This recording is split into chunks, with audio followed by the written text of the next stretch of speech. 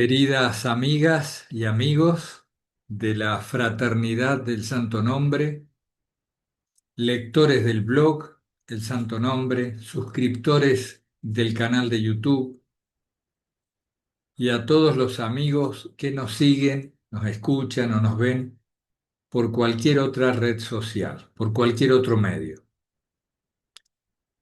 Qué alegría estar nuevamente juntos, ya al finalizar este 2025 compartiendo contenidos que tanto nos interesan, referidos a la espiritualidad, más particularmente a la espiritualidad cristiana, y dentro del gran espacio del cristianismo, al esicasmo, la espiritualidad más propia del esicasmo.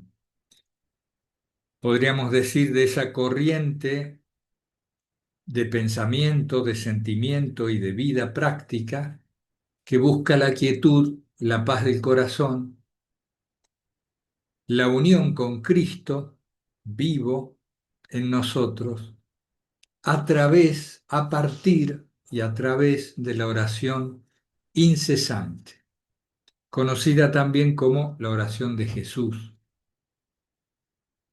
el método o la forma o el camino por excelencia del esicasmo, que no es solo una forma de oración, sino que es en sí misma un camino espiritual, una línea de espiritualidad con todas sus consecuencias y sus implicancias en la vida diaria. Eso es lo que nos gusta compartir con ustedes y el motivo de nuestra alegría. Antes de empezar, como siempre, buscamos lo que llamamos la actitud orante, esa disposición del corazón que nos abre a la presencia divina, a la presencia de lo sagrado,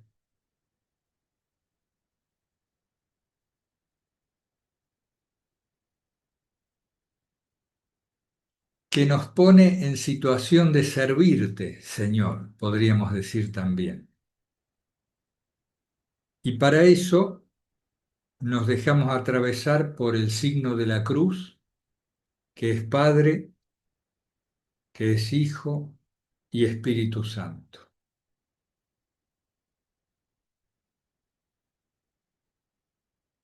La semana anterior, inevitablemente, me pasé por alto tres agradecimientos, no uno, tres,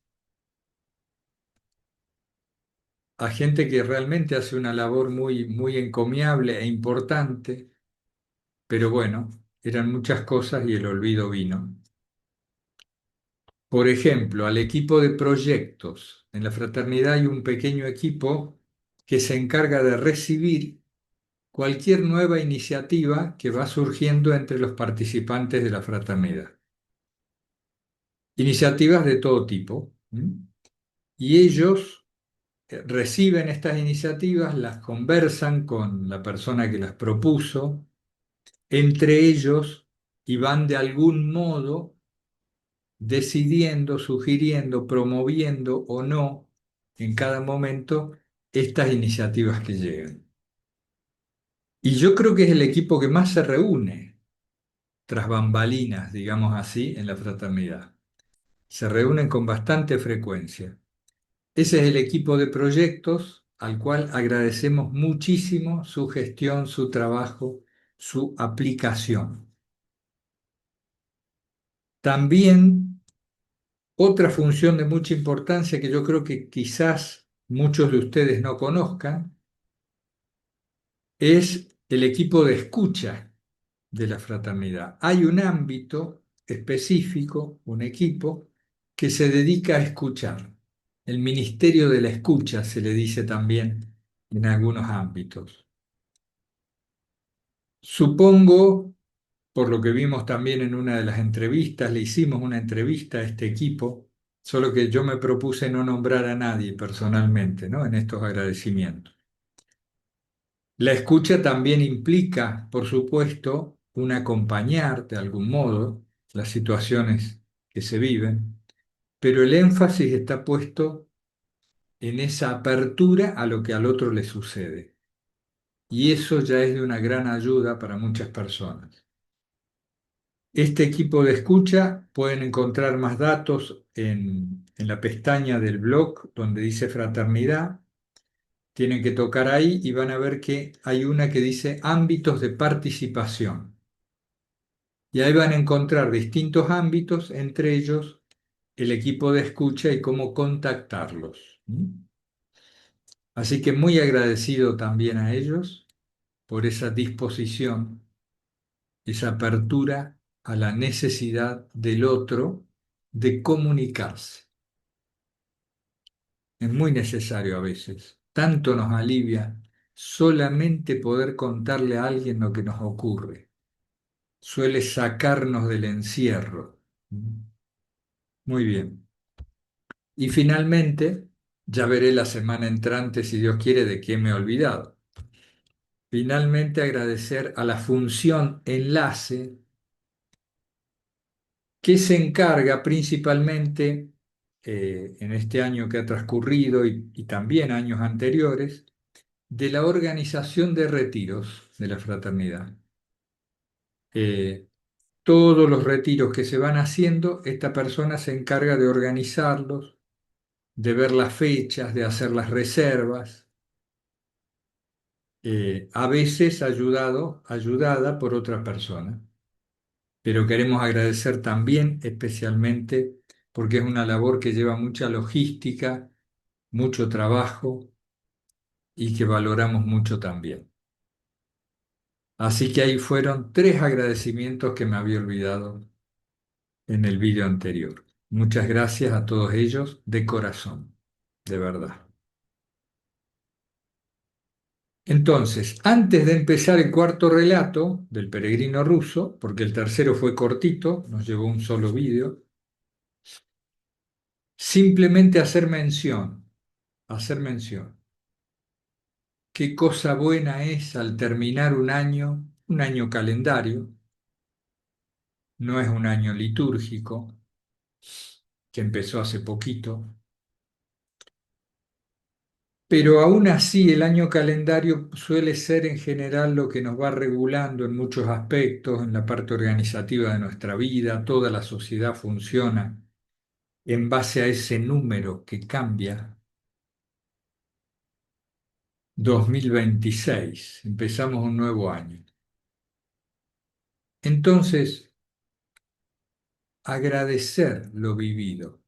Qué importante resulta agradecer lo vivido, para lo cual antes necesitamos una mínima toma de conciencia de lo vivido.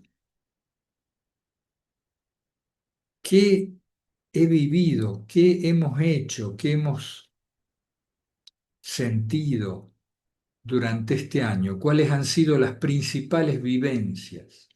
Eso no nos lleva mucho rato, solo nos requiere un poco de atención, de silencio, de reflexión pausada, un rato, en soledad, a lo mejor tomando nota de los principales hechos,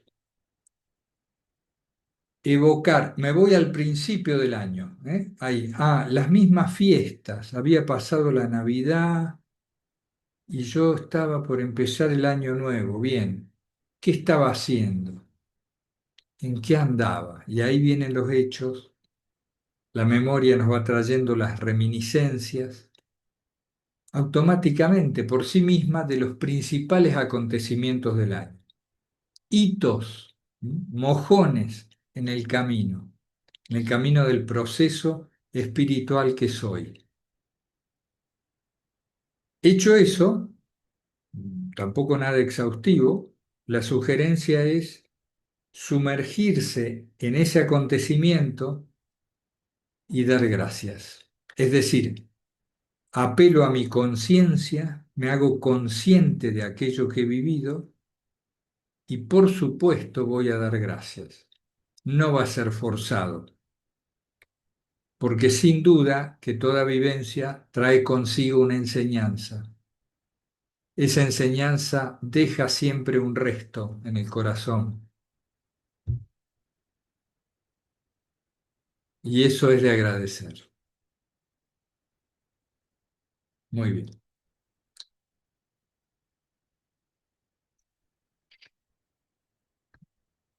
Vamos con el peregrino. Narración cuarta. Fíjense qué comienzo. Mi bien es estar apegado a Dios, tener en Dios mi esperanza. Es justo aquel refrán que reza, el hombre propone y Dios dispone. Dije a mi padre confesor al volver a verlo. Yo pensaba que hoy ya estaría caminando hacia la santa ciudad de Jerusalén, pero la realidad resultó muy distinta. Un caso totalmente imprevisto me obliga a quedarme aquí 3 días más. No pude resistir y vine a verlo para contárselo y pedirle que apruebe mi decisión. Nos resulta conocido eso de que nos parece que algo va a salir de un modo y sale de otro, ¿verdad? El hombre propone y Dios dispone. Qué fantástico refrán, qué sabio, cuánta experiencia humana acumulada en esa sola frase. Después de despedirme de todos, el caso es este, le dice el peregrino al confesor, el caso es este. Después de despedirme de todos, con ayuda de Dios, emprendí mi camino. Pero cuando ya estaba por pasar el límite de la ciudad, vi junto a la puerta de la última casa a un hombre que ya conocía, que también había sido peregrino y a quien no veía desde hacía 3 años.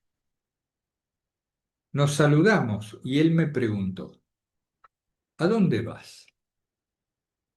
Quiero llegar, si tal es la voluntad de Dios, hasta la antigua Jerusalén. Gracias a Dios, exclamó el hombre. Aquí encontrarás un buen compañero de viaje. Que Dios los guarde a ti y a él, le dije.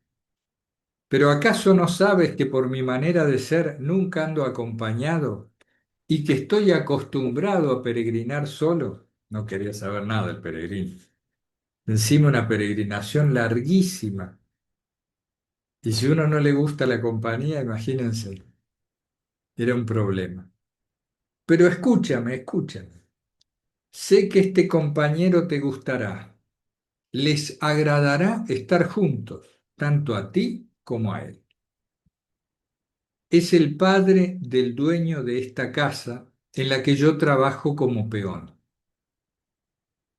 También él se dirige a Jerusalén cumpliendo una promesa. Es un anciano bueno y totalmente sordo. Por más fuerte que le grites, no oye nada. Si uno quiere preguntarle algo, debe escribírselo en un papel. Entonces el viejo responde. Por eso no te molestará ni te hablará durante el camino. Bueno, ahí ya mejoraban las cosas, ¿no? Aún en su propia casa permanece casi siempre callado, pero tú le resultas indispensable.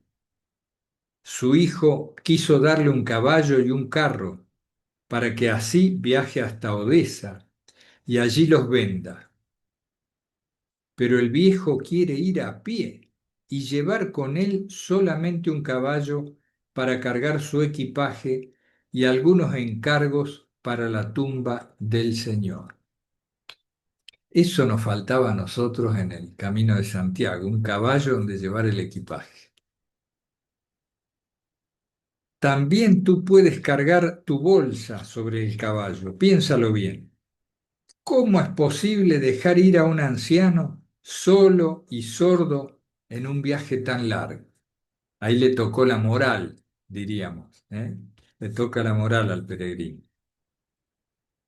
Buscan y buscan un acompañante, pero todos piden demasiado. Además, es peligroso dejarlo partir con un desconocido, porque lleva dinero y otras cosas. Acepta, hermano. Te aseguro que será bueno para los dos. Decídete para gloria de Dios y por amor al prójimo. Yo te recomendaré a mis patrones y ellos quedarán contentísimos, contentísimos. Son buenas personas y me quieren bien. Ya hace 2 años que trabajo con ellos. Si lo pides así, no le dejó por dónde zafar, ¿no? Al peregrino. El compañero iba a ser totalmente silencioso, por fuerza, y además la necesidad de ayudar al prójimo, de cumplir el segundo mandamiento. Ama al prójimo como a ti mismo. Así finalizó nuestra conversación. Le cuenta, sigue contándole el peregrino al confesor. Y el hombre me llevó a la casa de sus patrones. Como la gente me pareció honrada, acepté su proposición. Ahora estamos decididos, si Dios nos da su bendición, a partir al tercer día después de la Navidad. Miren, justito ahora, ¿eh? Estamos a 30, ellos partieron entonces el 28. Partiremos al tercer día después de la Navidad, luego de escuchar la misa litúrgica. ¿Qué cosas tan imprevistas le suceden a uno en el camino de la vida? Si lo sabremos. Eso es mío, no es del libro, ¿eh? Siempre es Dios, con su santa voluntad, quien dirige nuestros propósitos. Y así está escrito, pues Dios es el que obra en vosotros el querer y el obrar según su beneplácito. He ido a buscar en las notas al cuarto relato. Ustedes se acuerdan que esta narración cuarta empezó diciendo, mi bien es estar apegado a Dios, tener en Dios mi esperanza. Eso pertenece, según dice aquí, al Salmo 72, versículo 28. Y esto de que dice, pues Dios es el que obra en vosotros el querer y el obrar. Fíjense, para meditar, ¿eh? Dios es el que obra en vosotros el querer y el obrar según su beneplácito. La acción de la gracia, las mociones interiores del espíritu, nuestro destino según fue concebido, actuando en nosotros. Lindo tema de reflexión. Eso está en Filipenses 2:13. Filipenses 2:13. Entonces seguimos. Mi confesor dijo, me alegra de todo corazón, querido hermano mío, que Dios haya dispuesto que pudiera verte de nuevo tan inesperadamente y tan pronto.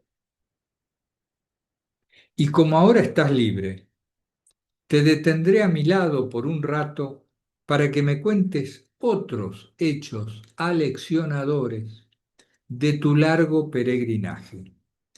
He escuchado con mucho gusto tus narraciones anteriores. ¿Se acuerdan que el peregrino le había contado al confesor un poco su historia de vida, la muerte de su esposa, la pérdida de su fortuna y cómo había llegado a ser un peregrino? Todo le había contado.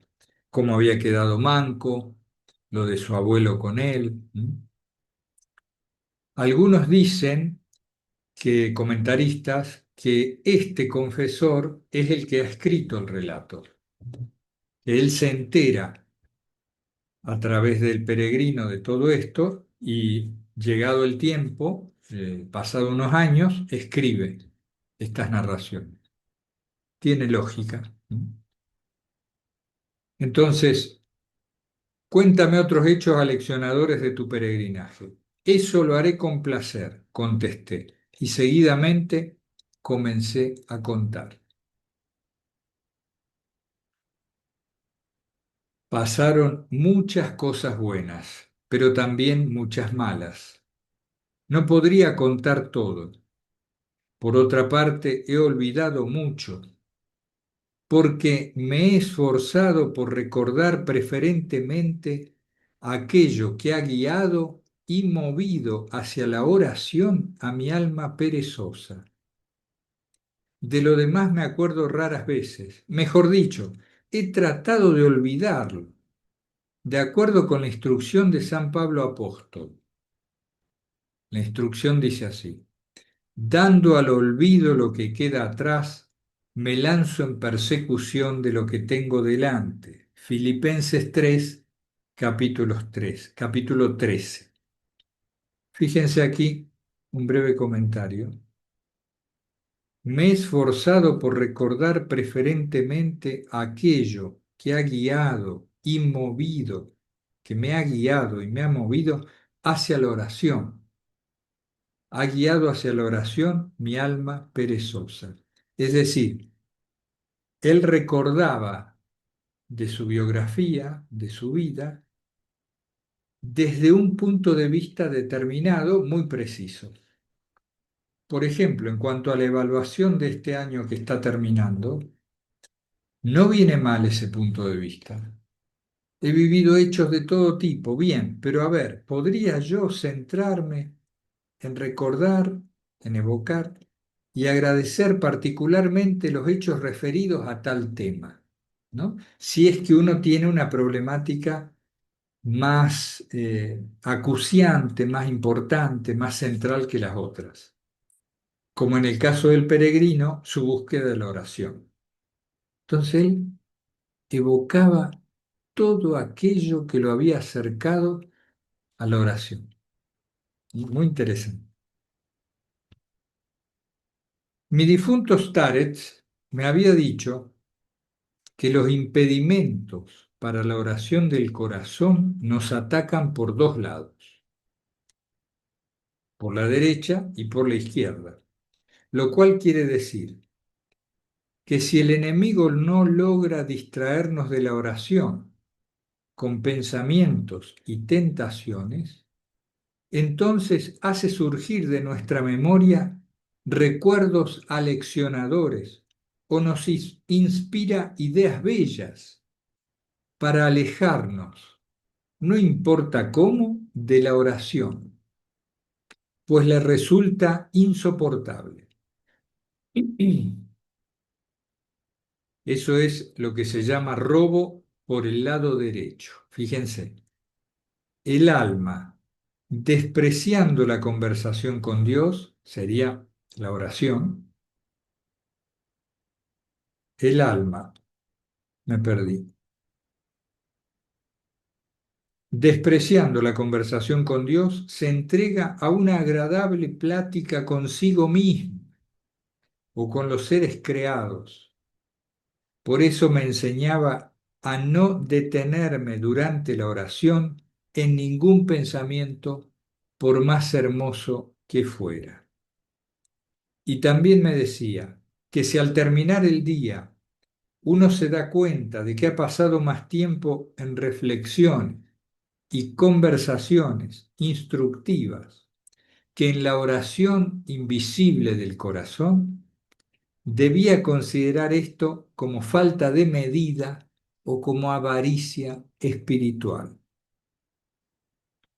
Esto tiene especial importancia para los principiantes, pues ellos deben pasar más tiempo en la oración y preferirla sobre todas las demás actividades piadosas. Qué interesante todo esto que nos cuentan. Cualquiera de ustedes que practique o intente llevar adelante la oración de Jesús o alguna oración similar y hacerlo con permanencia, con profundidad y sobre todo día tras día, vamos a darle la razón totalmente al peregrino. Cómo nos asaltan las cosas por un lado o por el otro. Y las más difíciles son quizás las que se presentan con hermosura, reflexiones piadosas, ideas interesantes, creativas, o quizá lo que hemos leído de un libro espiritual. El problema es durante la oración. Durante la oración tenemos que estar en oración y volver una y otra vez a la frase elegida, que es como la raíz, nuestra ancla. No hay más que hacer durante la oración. Estar atento, vamos a ver cómo se me diluye la invocación por la aparición de pensamientos, tanto funestos como de los buenos, digámoslo así, y en ese caso nos da lo mismo. Los ignoramos y volvemos a la frase. Volvemos a la frase, con una especie de santa obsesión, ¿no? Una y otra vez, con una paciencia muy grande, porque puede llevarnos mucho tiempo hasta que la mente abdica y dice, bueno, está bien, te voy a dejar rezar. Pero tampoco es posible olvidarlo todo. Algunas cosas se graban en nuestra memoria tan profundamente que, sin ser recordadas durante mucho tiempo, quedan allí vivas. ¿Se acuerdan que el peregrino le está contando al confesor otros hechos de su biografía? Entonces, aunque él trata de olvidar todo aquello que no le parece útil, del mismo modo se sigue acordando de hechos que han quedado muy vivos, como por ejemplo aquella familia piadosa con la que Dios me permitió pasar varios días. Fíjense ahora que acabamos de pasar la festividad de la Sagrada Familia, este relato sobre esta familia tan particular nos viene bien. Fue así, errando por la provincia de Tobolsk, tuve que atravesar cierta ciudad de un distrito. Dado que me quedaba poco pan, entré a una casa para pedirle. El dueño me dijo, gracias a Dios, llegas a tiempo. Mi mujer acaba de sacar el pan del horno. Aquí tienes un pan, todavía está calentito. Reza por nosotros. Le agradecí y ya metía el pan en mi bolsa cuando la patrona observó. Pero qué bolsa más fea tienes, toda rota. Te la cambiaré por otra. Y me dio una bolsa buena, completamente sana. Yo quiero insistir con este mundo en el que vive el peregrino.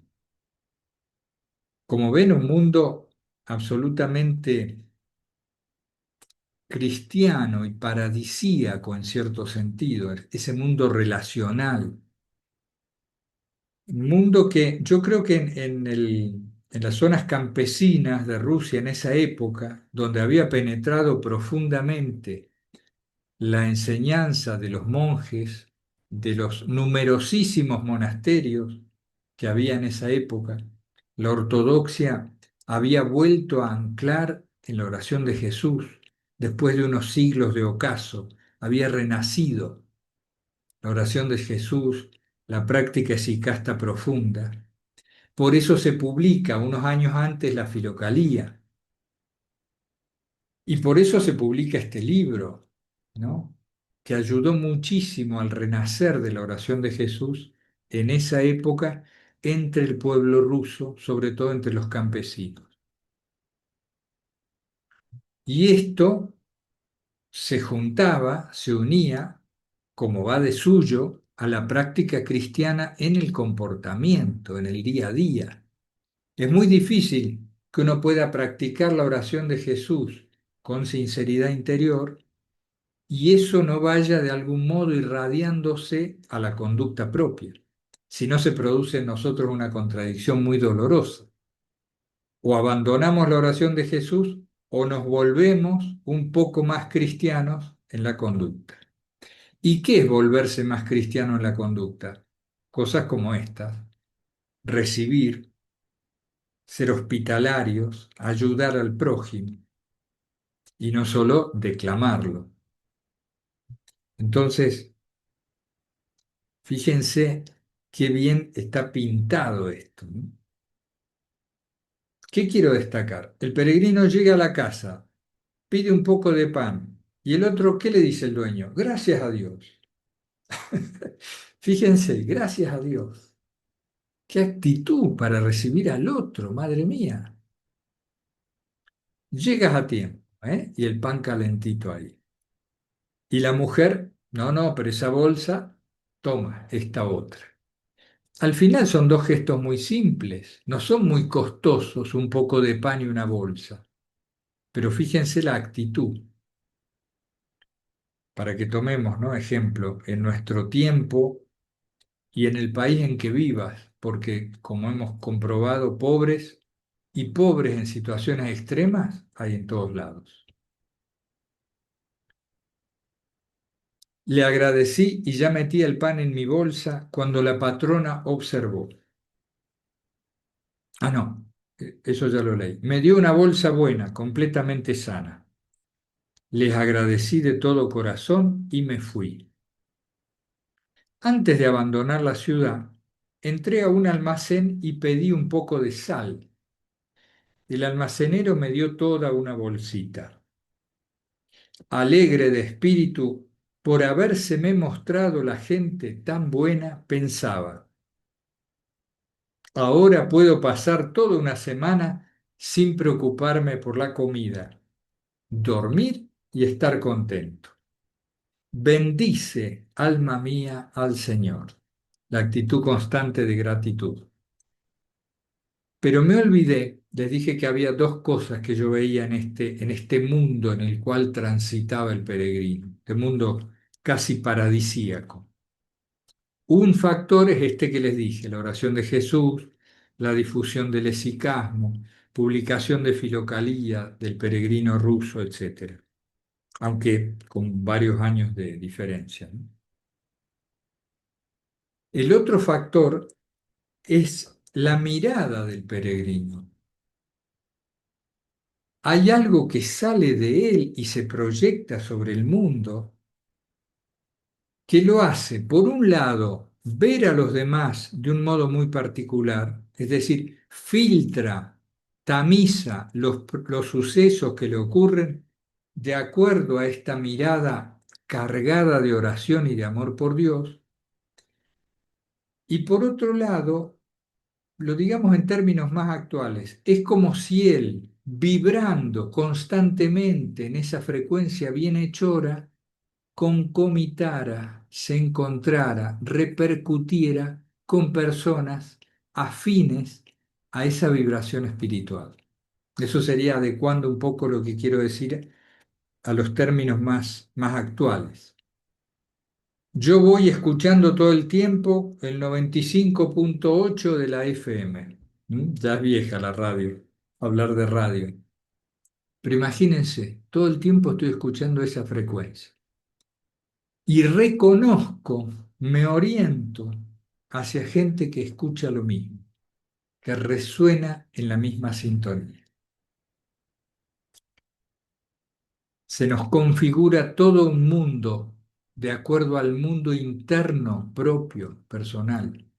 Se configura el mundo en que vivimos.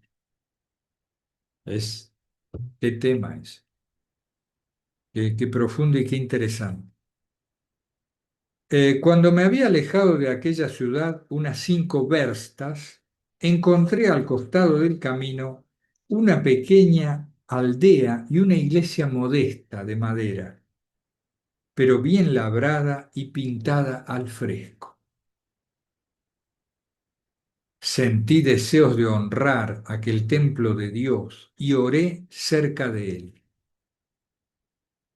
Junto a la iglesia, en una pradera, jugaban dos criaturas de 5 a 6 años. Pensé que serían los hijos del sacerdote, aunque estaban demasiado bien vestidos. Ustedes saben que en la ortodoxia el sacerdote puede optar por casarse, no ya para ser obispo, pero sí para ser sacerdote. Terminadas mis oraciones, proseguí el camino, pero no tuve tiempo de alejarme mucho de la iglesia, porque oí gritar detrás mío: Pobrecito, pobrecito, espera. Así gritaban corriendo hacia mí las dos criaturas que había visto hacía un rato, un niño y una niña. Yo me detuve y ellos, alcanzándome, me tomaron de las manos. Vamos donde está nuestra mamita. Ella quiere mucho a los pordioseros, dijeron. Los niños, como siempre, no tienen problemas en el trato sincero. Le decían pobrecito y pordiosero. Me imagino hoy en día cómo le agarras de la mano a un pordiosero, una madre diciéndole a un niño, por cuestiones de higiene. Fíjense, no, los niños habituados a tomarlos de la mano. Y el pordiosero, el peregrino, perdón, que también tiene su ego, como todos nosotros, le dice: yo no soy un pordiosero, soy un caminante. ¿Eh? Se mejora un poco la imagen de sí. ¿Por qué llevas entonces una bolsa? Guardo en ella pan para el camino. No, no, no. Vamos, vamos sin falta. Nuestra mamita te dará dinero para tu viaje. ¿Y dónde está ella? Allá, detrás de la iglesia, tras aquel bosquecillo. Y me condujeron hasta un magnífico jardín en medio del cual había una mansión señorial. Entramos en la casa. ¡Qué limpieza! ¡Qué adornos! ¡Qué lujo! La señora corrió hacia nosotros diciendo: entra por favor. ¿De dónde te ha enviado Dios hasta nosotros? Siéntate, siéntate, buen hombre.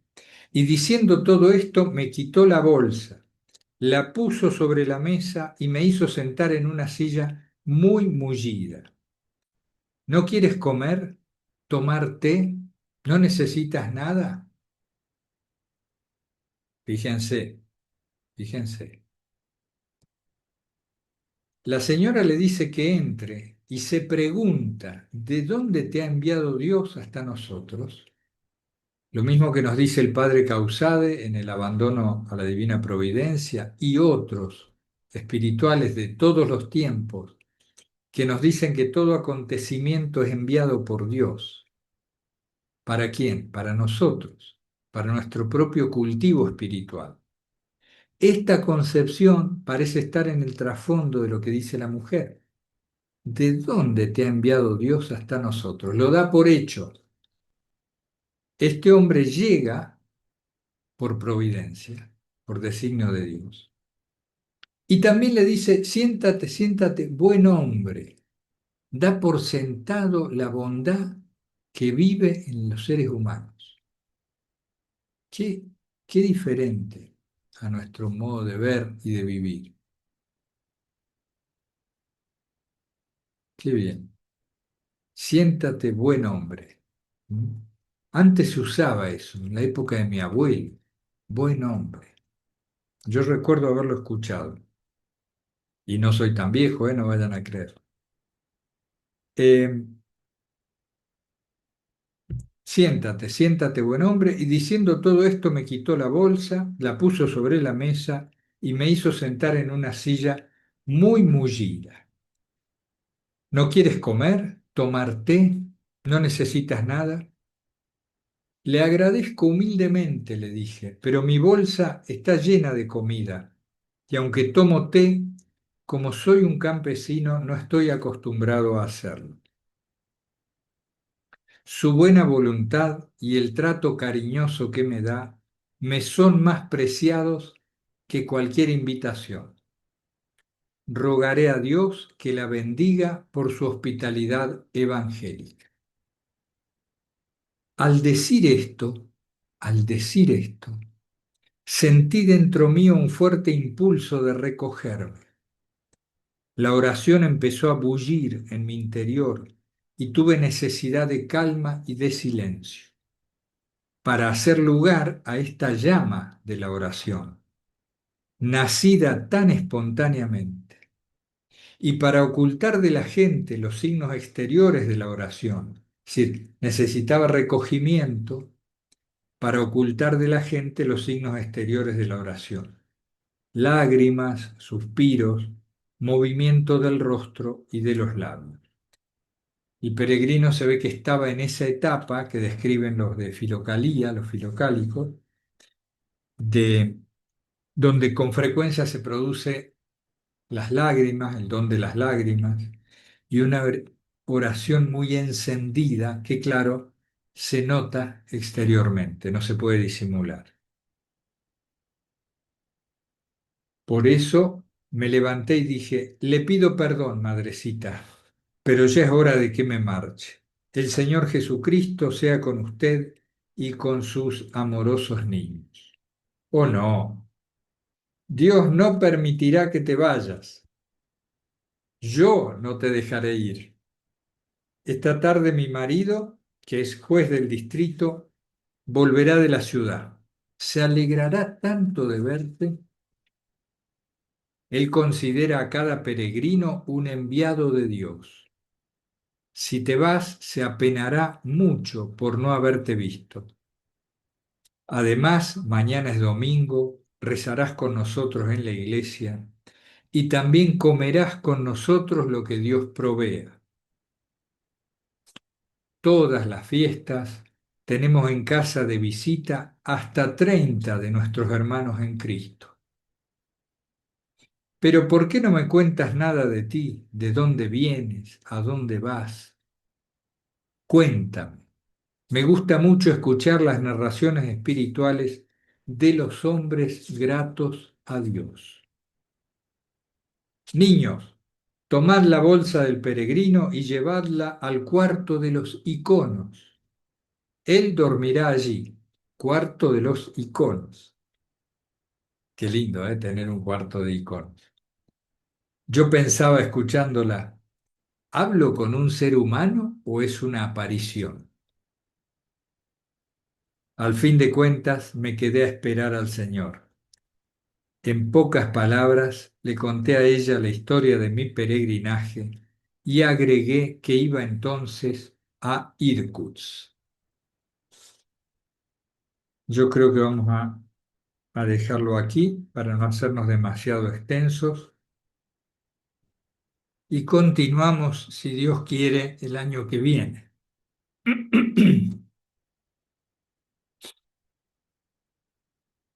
Ya vamos a ver, después les voy a poner en la descripción del vídeo o pondremos en el blog, cuando estemos terminando este cuarto relato, que ustedes puedan opinar si quieren seguir con los 4 relatos que se hicieron posteriormente. Alguien dice que es otro autor, que hay variaciones en el estilo, o si quieren que pasemos a otro libro, ¿eh? Yo les pondré 2 o 3 opciones ahí y ustedes van a opinar si Dios quiere. Amigos y amigas, qué gusto haber compartido un año más de oraciones, de actividades, de cercanía fraterna. Eso es lo que más agradezco de este año. Les mando un abrazo fraterno, cálido, a todos, sin distinción, invocando, de ser posible sin cesar, el santo nombre del Señor Jesús.